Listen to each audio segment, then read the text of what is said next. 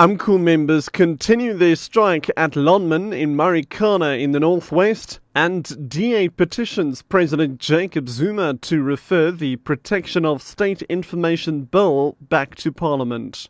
I'm Richard Brooks. Members of UMCU have resolved that they will continue with their strike at Lonmin in Marikana in the northwest, as long as the offices of NUM have not been shut down by management.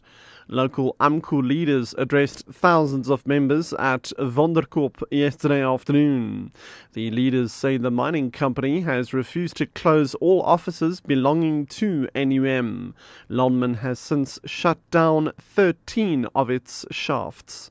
Meanwhile, Lonmin spokesperson Sue Vey says they have not received a memorandum of grievances from the striking mine workers. Well, we haven't received any formal demands yet, but we've obviously received a lot of rumour and a lot of different requests from the various shaft areas. We were hoping that the actual formal issues would be put on the table so that we could discuss them. Ministers of departments involved in the Gupta saga will meet today to study a report by a task team of Directors General.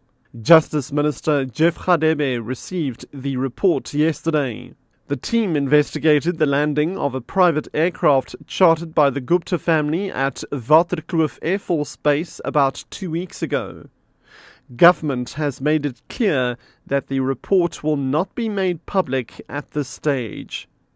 The ministers will provide feedback to the general public and members of the media at a press conference on a date to be announced. There have been a number of calls for the report to be made public or for an independent investigation. The DA says it's petitioned President Jacob Zuma to refer the Protection of State Information Bill back to Parliament. DA parliamentary leader Lindiwe Mazibuko has highlighted what the party perceives as the many pitfalls presented by the bill in its current form during an address to the Cape Town Press Club. The bill was passed in the National Assembly last month by 190 votes to 74. Mazibuko says they have obtained legal opinion on the constitutionality of the bill. And the two main issues they raised for concern are the incorrect tagging and the fact that there is an incomplete definition of national security. So it includes certain things, but other things can be added to it. And what that means is that ministers can classify on the basis of national security without necessarily making reference to any of the statutes mentioned in the bill. So that's one of the main concerns that we have. Sentence will be passed on former Fidentia boss J. Arthur Brown in the Western Cape High Court this morning.